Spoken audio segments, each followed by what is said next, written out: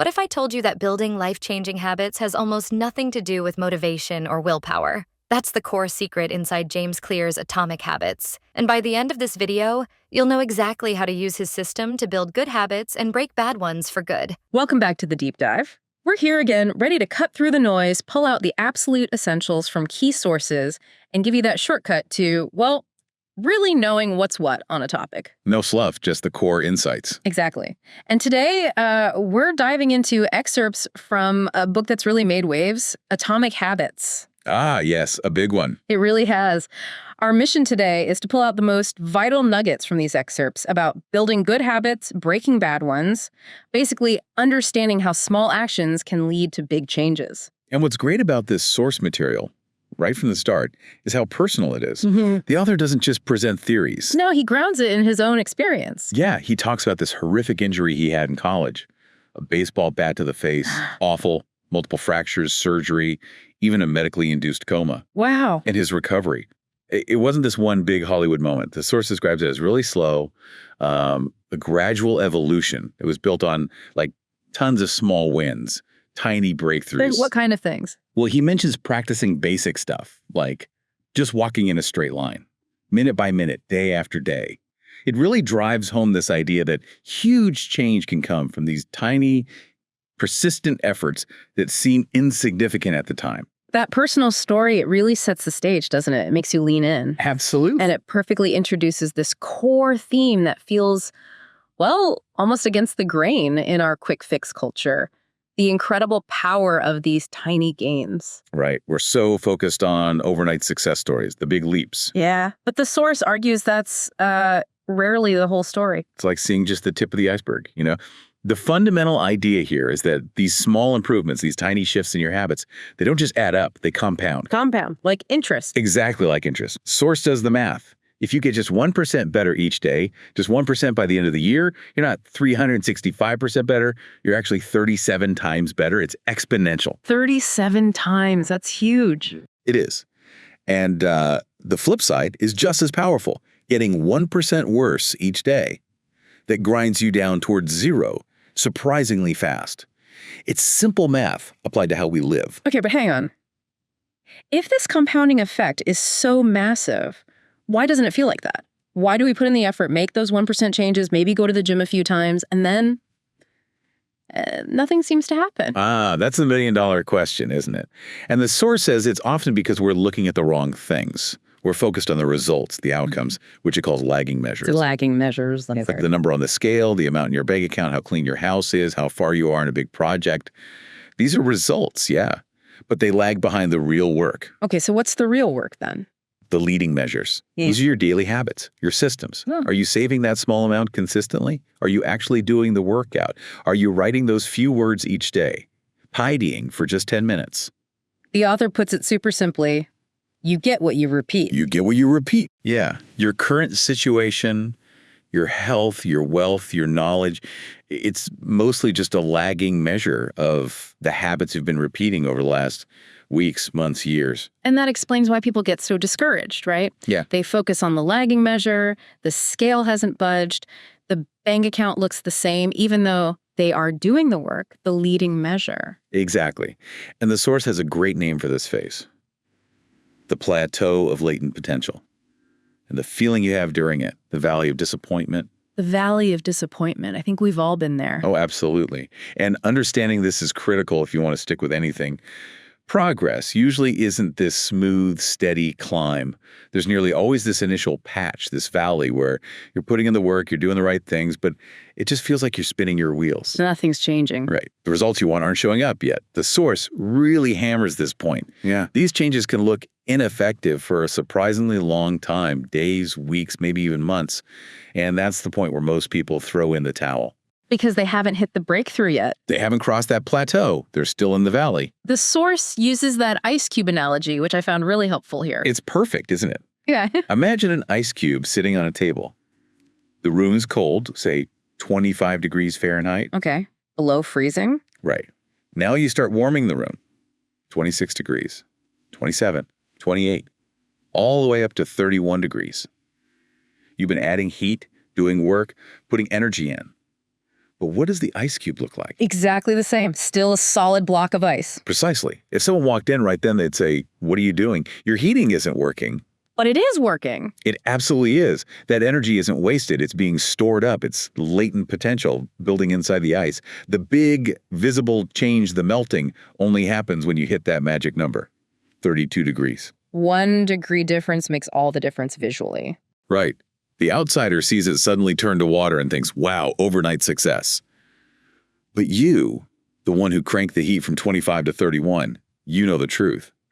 That breakthrough only happened because of all that earlier effort that seemed to produce nothing. That completely changes how you think about wasted effort or feeling stuck. It's not wasted, it's building. It's building pressure, storing energy. So for you listening, really internalizing this idea is huge. It helps you manage that frustration when you're in the valley. Right. It tells you, okay, I don't see the results yet, but the work I'm doing matters. It's accumulating. Exactly. Keep showing up. Persist through that valley of disappointment. Trust the process. The breakthrough will come if you stay consistent. It's like compounding interest for your efforts, or geological pressure building before an earthquake. It looks sudden, but it's the result of long, consistent force. Okay, that makes so much sense. So if the results are just these lagging indicators, maybe we're putting too much emphasis on the finish line, on the goals themselves. The source makes a really strong case for focusing on our environment instead of goals. Yes, this is a really fundamental shift the material proposes.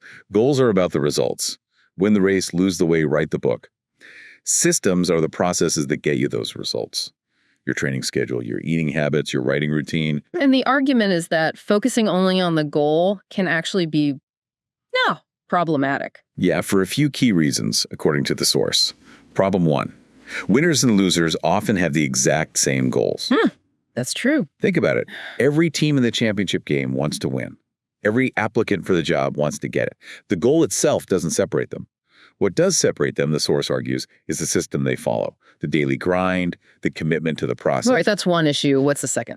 Problem 2, goals are often just temporary fixes. Temporary fixes. How so? Well, imagine your goal is just lose 20 pounds. Maybe you go on some crash diet, you hit the number, great. But if you haven't changed the underlying system, how you eat, how you move day to day, what happens after you hit the goal? You probably go back to your old ways and gain it back. Exactly. You solved the problem at the results level, temporarily. But for lasting change, the source says you have to fix the system, the inputs. Get the inputs right.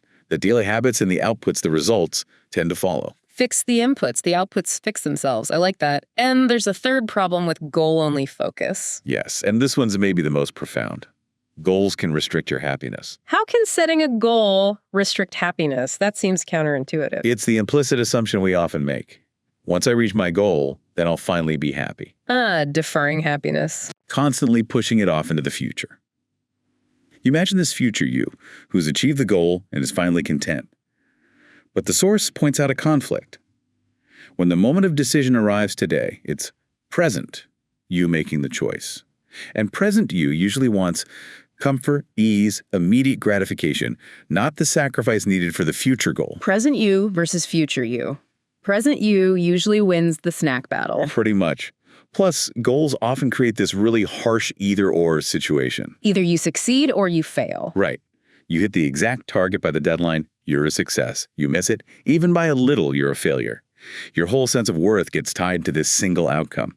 But if you focus on the system, the satisfaction comes from executing the process, from showing up, from getting 1% better. It's about the journey of continuous improvement, not just one destination. So fall in love with the process, the system, not just the prize. That's the idea. Improve the system, and you improve for good. Okay, the system is the engine.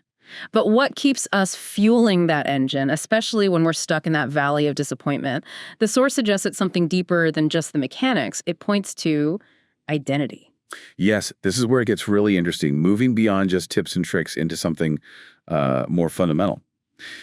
The core idea is that our behavior is massively influenced by who we believe we are, our identity. So it's not just, I want to quit smoking, it's I am a non-smoker. Precisely. Or I'm a runner, not just I want to run a marathon. The source mentions some fascinating research on this. Like, people asked about the importance of being a voter were more likely to vote than those asked about the importance of voting. Subtle difference in wording, big difference in outcome. Huge. Because being a voter ties the action to their identity. And when a behavior aligns with who you think you are, it feels, well, easy, natural. You're not forcing yourself. You're just acting like the kind of person you believe yourself to be. Like, if you see yourself as a tidy person, cleaning up isn't a chore, it's just what you do. Exactly. And the source emphasizes this, creates a powerful feedback loop. Habits shape identity. Identity shapes habits. It's a two-way street. Every action you take is like casting a vote for the type of person you want to become. Casting a vote. I like that framing. Yeah. So doing one push-up isn't just exercise. It's a vote for, I am a fit person. Reading one page is a vote for, I am a reader. Finishing a work task is a vote for, I am productive. Over time, these votes add up. They build evidence for that new identity. So the real goal isn't the outcome, like losing weight. According to the source, the ultimate goal, the North Star of habit change, is becoming the type of person who naturally achieves those outcomes. Become a healthy person, and healthy eating follows. Become a writer, and writing happens. Focus on the becoming, not just the getting. Okay, powerful stuff. Principles understood.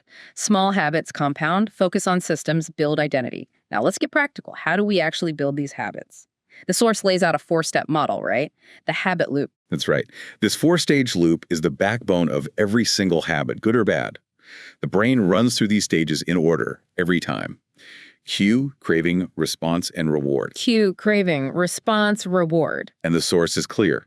If any one of these stages is weak or missing, a behavior won't become a habit. It just won't stick. Okay, let's break them down. Stage 1, the cue. The cue is the trigger, the signal. It's some bit of information, could be external, like seeing something, or internal, like a feeling that predicts a reward is available. Like smelling cookies baking. Perfect example. Yes, That sir. smell cue predicts the reward of eating a tasty cookie. Evolutionarily, these cues were tied to basic survival needs: food, water, safety, reproduction. Our brains were wired to notice things related to those. But now it's more complex. Right. In the modern world, cues are often linked to secondary rewards, things like money, status, approval, connection, even just relief from boredom. Your phone buzzing cue predicts the reward of social connection or distraction. Feeling stressed, internal cue, might predict the reward of smoking a cigarette. Your brain is constantly scanning for these cues, mostly unconsciously. Okay, so the cue signals the reward, then comes the craving. The craving is the motivation, the driving force. And here's a key distinction the source makes. You don't actually crave the habit itself. You crave the change in state, the reward promises. Change in state. Yeah. You don't crave watching TV. You crave the feeling of relaxation or distraction it brings. You don't crave checking email. You crave the potential relief from wanting there's something important. The craving is the anticipation of the reward, the desire for that shift in how you feel. No craving, no motivation to act. Got it. Craving drives the action. Stage 3 is the response. Yet the response is the actual habit you perform. It could be a physical action, picking up the phone, eating the cookie, going for a run, or even just a thought pattern. This is the doing part. It requires some effort. Those strong habits feel almost effortless. And the final piece, the reward. The reward closes the loop. It's the satisfying outcome that fulfills the craving. It gives you that hit of pleasure or relief. And crucially for habit formation, it teaches your brain, hey, that sequence cue, craving response worked out well. Let's remember that for next time. So the reward tells the brain whether to repeat the loop. Exactly. If the reward is satisfying, the brain strengthens the connections between the cue, craving, and response, making the whole sequence more automatic the next time the cue appears. If the reward is unsatisfying, the loop weakens. So cue, notice it. Craving, want it, response, do it, reward, like it. And if any link breaks, The habit falls apart. You need the first 3 for the behavior to happen at all, and you need all 4 for the behavior to be repeated and become automatic. This whole model sets up the source's 4 laws of behavior change, which are basically strategies for tweaking each stage. okay, let's dive into those laws. The first law targets the cue. Make it obvious. This is all about awareness and environment. Because habits become so automatic, the cues that trigger them often fade into the background. We don't even notice them consciously. The source quotes Carl Jung, "Until you make the unconscious conscious, it will direct your life and you will call it fate." Powerful, right? Wow, yeah. You can't change what you don't see. Precisely. Mm. So the first step is just noticing your current habits and the cues that prompt them. The source suggests a couple of simple techniques. One is pointing and calling. Pointing and calling, like on trains. Exactly. Used on the Japanese railway system. Workers physically point at signals or indicators and call out their status. Signal is green. This forces a non-conscious action into conscious awareness, drastically cutting down errors. So how do you apply that personally? You can mentally or even verbally point out your own habits and cues as they happen. Feeling bored, cue. Wanting distraction, craving. Reaching for phone, response. Scrolling feed, reward. Just naming it brings awareness. And the other technique was the habits scorecard. Yeah, a really practical exercise. You just list out your daily actions from waking up to sleeping. Then go through and mark each one. Positive plus negative or neutral for the kind of person you want to be. It forces you to actually observe your own behavior and its triggers. It makes the invisible visible. That makes sense. The source also really emphasizes the environment's role here. Hugely. It mentions that formula. Behavior, FF, person, environment. We're not making decisions in a vacuum. Our surroundings constantly nudge us. Habits are super context dependent. See the couch, think TV. See the running shoes, think run. Our environment is packed with cues. So Law 1 says manipulate that environment. Make the cues for good habits impossible to miss. Exactly. Make the cue blatant. Put your vitamins next to your toothbrush. Leave your running shoes right by the front door. Keep your guitar on a stand in the living room, not hidden in a case. The source notes that the most sticky habits, like checking our phones, have multiple cues scattered everywhere. We can engineer that for good habits too. Make the best choice of the most obvious one. And environment design is key, maybe even changing environments. Yeah, the source suggests starting a new habit in a new environment can be really effective. Why? Because you're not fighting against the old ingrained cues tied to your usual spaces. Trying to eat healthy. Maybe shop at a different supermarket where you don't automatically walk down the junk food aisle. Or if you can't change environments, rearrange your current one. Right. And a powerful strategy here is the mantra.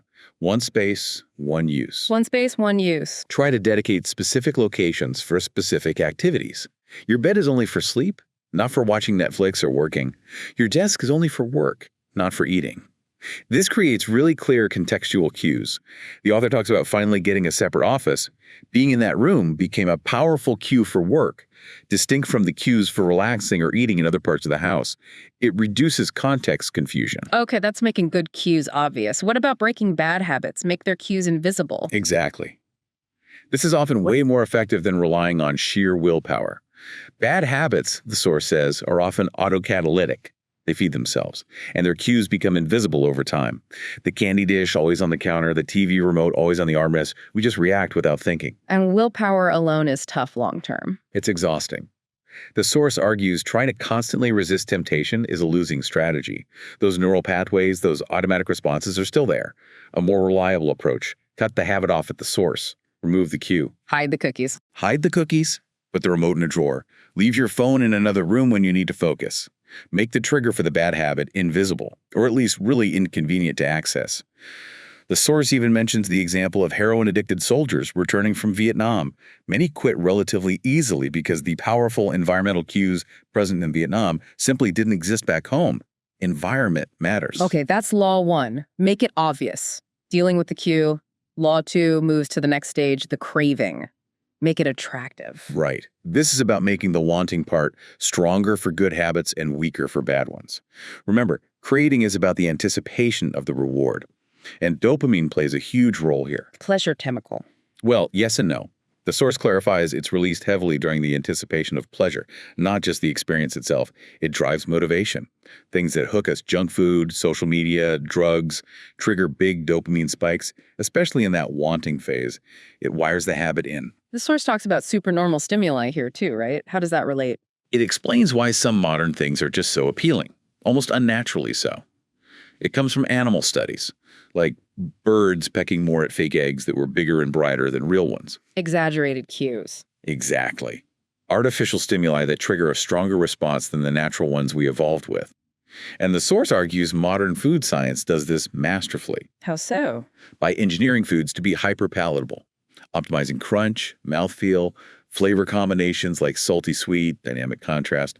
These hijack our ancient cravings for salt, sugar, fat things that were scarce and valuable for survival back then. Today, these engineered foods are supernormal stimuli for our outdated brains, making them incredibly attractive. Beyond biology, social factors are huge for attractiveness too, aren't they? Absolutely massive. We're social creatures, wired to belong. Fitting in was crucial for survival. So we naturally imitate the habits of three groups, according to the source. The close, family, friends, the majority, cultural norms, and the powerful, those with status. So habits become attractive if they help us fit in with those groups. Precisely. Think about why teenagers might start smoking often. It's because their friends do. It signals belonging. The source mentions the Polgar sisters, raised in a family totally dedicated to chess. For them, becoming a chess master was the normal, attractive path because the culture around them made it so. So a key strategy is to join a culture where your desired behavior is the norm. It's incredibly powerful. Want to read more? Join a book club. Want to exercise? Join a running group. Surround yourself with people who make your desired habit seem normal and attractive. And the source also talks about reframing your mindset, changing how you feel about a habit. Yes, shifting the associations. It's not just about thinking positive thoughts, but changing the underlying feeling. The example of meditators seeing distractions not as failures, but as opportunities to practice returning focus. Turning a negative into a positive cue. Or athletes reframing pre-game nerves as helpful excitement. It's about changing the story you tell yourself about the habit, moving from I have to do this chore to I get to do this thing that makes me better. It makes the prospect more appealing, boosting the craving. Makes sense. That covers Law 2. Make it attractive. Law 3 tackles the response. Make it easy. This one taps into a fundamental human tendency, the law of least effort. We naturally gravitate towards the easiest option. We follow the path of least resistance. If doing the right thing is hard, complicated, or takes too many steps, we're just less likely to do it. So the goal is to reduce friction for good habits. Absolutely. Engineer your environment and your process so the desired action is the path of least resistance in that moment. Trying to eat healthy is easier if your fridge is stocked with pre-cut veggies than if you have to start from scratch every meal while scrolling delivery apps. Businesses are masters at this, right? Removing friction. Totally. Think about Amazon's one-click ordering or streaming services versus renting DVDs. They succeed by making the desired outcome easier to achieve. The source says business is basically this quest to deliver the same result in an easier fashion. Even governments use this, like automatic voter registration or default retirement savings. Prime examples. Automation is the ultimate way to make a habit easy. It takes conscious effort out of the equation. Tech can help here, like setting up automatic bill payments or prescription refills. Though tech can also make bad habits super easy, like autoplay videos. Definitely a double-edged sword. We need to be mindful of how easily tech can smooth the path to unproductive behaviors. The source mentions decisive moments in this context. What are those? They're those smart choices that act like a fork in the road, significantly influencing what options are easy or hard for your future self. Like the decision to walk into the gym versus driving straight home after work. That single choice dramatically changes the friction involved in exercising versus watching TV. So mastering those little hinges swings big doors. Well put. Choosing the restaurant determines the menu. The first choice shapes the subsequent path of least resistance. And priming the environment helps steer those moments. Yes, it's about setting things up in advance to make the right choice easy when the decisive moment arrives. Laying out your workout clothes the night before, pre-chopping vegetables for dinner, packing a healthy lunch, resetting your workspace at the end of the day so it's ready for tomorrow. It's all about reducing friction for the next action. And maybe the most practical tactic here is the 2-minute rule. Ah, yes. So simple, so powerful. The idea is when you're starting a new habit, make the very first step take less than 2 minutes. Less than 2 minutes. Yeah, read 30 minutes becomes read 1 page, run 3 miles becomes put on running shoes, write 1,000 words becomes write 1 sentence. The goal isn't to do the whole habit in 2 minutes. It's to make starting ridiculously easy. Like a gateway habit. Exactly. It lowers the barrier so much, it feels almost harder not to do it. It gets you moving down the right path. And the source stresses doing something small is always better than doing nothing. Because consistency is key first, which ties into that idea of standardize before you optimize. Crucial point. Don't worry about having the perfect technique or the most efficient process when you're just trying to establish the habit of showing up. Nail down the consistency first, make it automatic, even if it's tiny, then you can worry about improving it, making it longer or better. Build the foundation first by making it easy. Okay, law 3, make it easy. That brings us to the 4th and final law, focused on the reward. Make it satisfying. This closes the loop. It's based on that core behavioral principle. What gets rewarded gets repeated. What gets punished gets avoided. If doing something feels good, especially right away, we're much more likely to do it again. But here's the challenge the source points out. The rewards for good habits are often delayed. Right. You exercise today, the health benefits come weeks, months, years later. You save money now, financial freedom is way down the road. The payoff is distant. While bad habits often have immediate rewards. Instantly satisfying. That donut tastes good now. Social media gives you a hit now. Smoking relieves the craving now. Our brains evolved in what the source calls an immediate return environment. Finding food or escaping danger had instant consequences. But we live in a delayed return environment. Exactly. Our actions today might not pay off or bite us for ages. And our ancient brain wiring struggles with that. Present you wants the immediate pleasure, even if future you wants the long-term gain.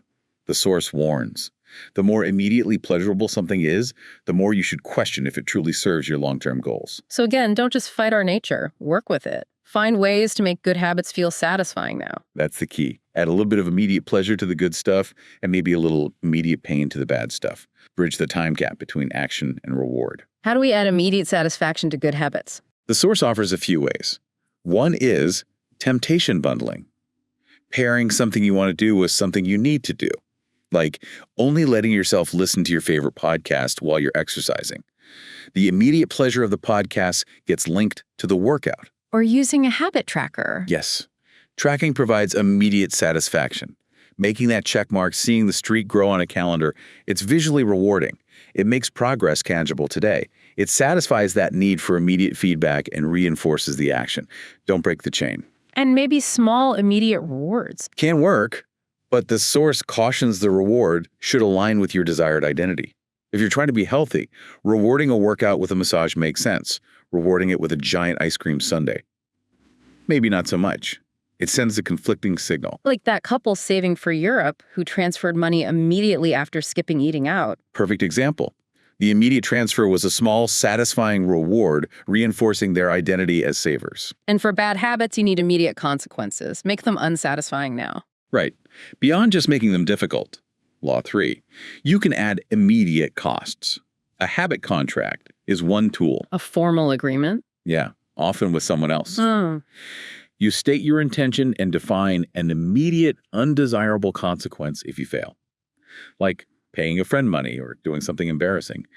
It makes the cost of slipping up immediate and painful. Having an accountability partner does something similar. Definitely. Just knowing someone else is watching, knowing you have to report back, adds immediate social cost to failure. You don't want to let them down or look bad. That potential immediate pain can be a powerful motivator to stick to the plan. Okay, those are the 4 laws, targeting each stage of the loop. The source material also touches on other factors influencing success, like genetics. Yeah, it makes a nuanced point here. Genes don't lock you into a destiny, but they do influence your areas of opportunity. Some things will naturally come easier to you than others based on your innate talents and predispositions. So, play to your strengths. Essentially, it's generally easier and more satisfying to build habits in areas where you have some natural advantage. Progress comes faster, which feels rewarding. Law 4, creating a positive loop. It doesn't mean you don't need hard work. It just helps clarify where to apply that hard work for potentially better results and more satisfaction. Find the game where the odds are in your favor. And then there's the Goldilocks rule for staying motivated long term. Right. This is about finding the optimal level of challenge. We stay most motivated when we're working on tasks that are right on the edge of our current abilities, not too easy, which leads to boredom, but not too hard, which leads to frustration and giving up. Just right. Like Goldilocks. Exactly. That sweet spot, maybe around 4% beyond your current skill level, according to some research, keeps you engaged and feeling a sense of progress without being overwhelmed. Which connects to what the source calls the biggest threat to success: boredom. This really resonated with me. Once a habit becomes routine, once it's easy and automatic, it can also become boring. The novelty wears off, the satisfaction might decrease. And that's where people fall off. Often, yes. The source quotes a coach saying the difference between the best athletes and everyone else isn't necessarily talent, but who can handle the sheer boredom of practicing the same fundamentals day after day after day. So it's about embracing the grind. It's about falling in love with the process, even the boring parts. Professionals stick to the schedule even when they don't feel like it. Amateurs get derailed by boredom or lack of immediate excitement. You have to, as the source puts it, fall in love with boredom to some extent. Though variable rewards, like slot machines use, can fight boredom. They absolutely do. That unpredictability keeps dopamine high and maintains engagement. While you probably don't want your workout routine to feel like gambling, it shows how powerful intermittency and surprise can be. The Goldilocks rule aims for a more sustainable way to stay engaged through manageable challenge, not just random payoffs.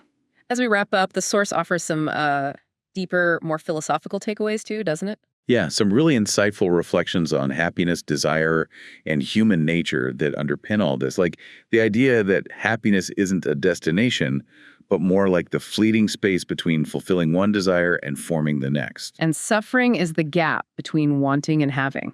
Right. Or that idea, echoing Viktor Frankl, that satisfaction isn't pursued directly. It ensues from taking meaningful action.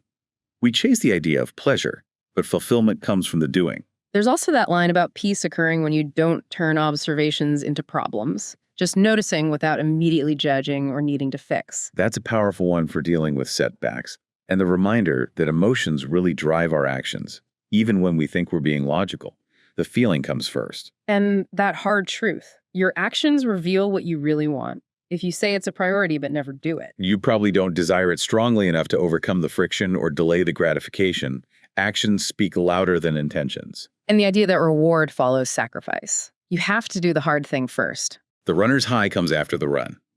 Resisting temptation isn't inherently satisfying in the moment. It just creates space.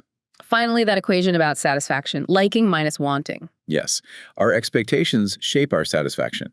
If your wants, your desires, constantly rise faster than what you actually achieve or like, you'll remain unsatisfied no matter how much external success you have. It's that Seneca quote, being poor is not having too little, it is wanting more. Exactly. The author shared his own subscriber numbers. Example, huge growth felt less satisfying over time because expectations rose even faster. The higher the expectation, potentially the greater the pain of falling short. Wow. Okay, so this deep dive into the Atomic Habits material really gives us a full toolkit, from the mechanics of tiny gains to the psychology of identity and these deeper reflections. It really provides a robust framework for thinking about how change actually happens, with practical laws grounded in how our brains and behaviors work. So here's a final thought for you to chew on, based on everything we've discussed. Considering how much our environment shapes us, how strong social norms are, how biased we are towards immediate rewards, and how easily habits become unconscious. How much of your day-to-day life is truly driven by conscious, deliberate choice, and how much is, perhaps, just following the path of least resistance, responding automatically to cues and cravings designed by others or embedded in your surroundings. Something to think about. So the biggest takeaway from Atomic Habits is to focus on getting 1% better every day. If this breakdown gave you a clear idea of how to start, give this video a like to let us know it was helpful, and subscribe to the channel for more deep dives into life-changing books every single week. Thanks for watching.